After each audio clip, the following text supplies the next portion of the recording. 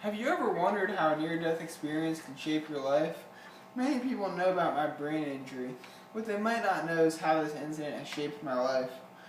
Where do you start when you wake up after weeks of being in a coma, not knowing where you are or what happened to you? It was very tough on a 12-year-old to hear that many doctors had told my parents that I would not make it through the first night, and that if I did, I would be paralyzed on the left side of my body and never walk again.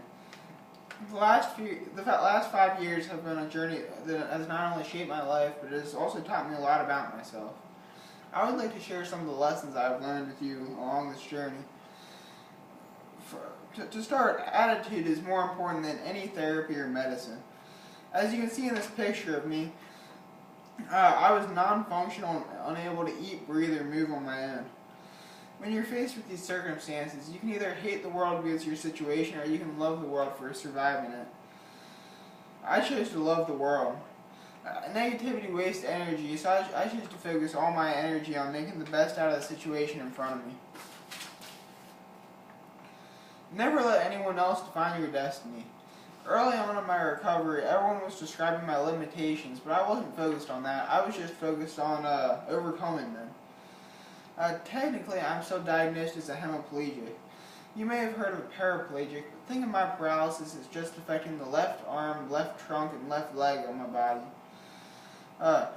So my goal of walking out of the hospital seemed very unrealistic, but frankly, I didn't care what anyone else thought. I had my goals, and I just wanted to stay focused to them. It was remarkable the first time I lifted my foot an inch off the bed, or if I moved my arm a centimeter on a table full of shaving cream. So, at one point, experts told my parents they needed to learn how to use the feeding tube that was in my nose, because that was believed to be the only way I could go home.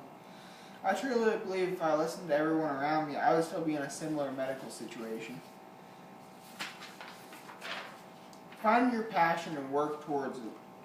I set a goal very early in my recovery to earn a spot on my 8th grade golf team. The coach knew how good I was before my brain injury, so he said there was a spot on the team for me regardless of tryout results. However, I was determined to earn a spot on the team.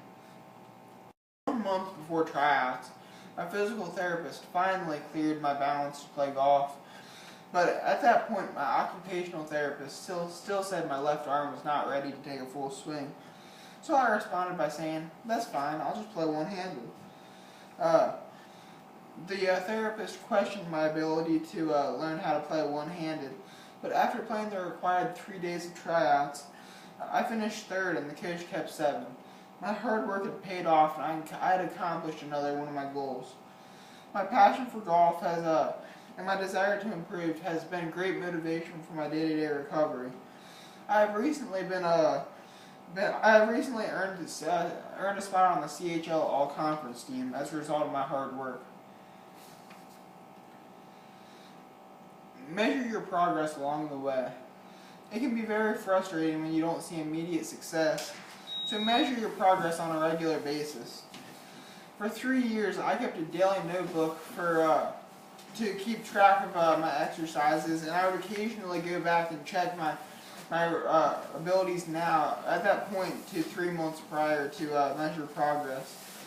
For example, it was very monumental when I advanced from moving my arm 1 centimeter on a table full of shaving cream to the ability to touch my nose. Touching my nose may not seem like a lot, but compared to 3 months prior, it was huge. This ability to measure progress has been significant to maintaining a positive attitude. Don't take anything for granted. Whether it's the ability to tie your shoes or get your driver's license when you turn 16, be appreciative.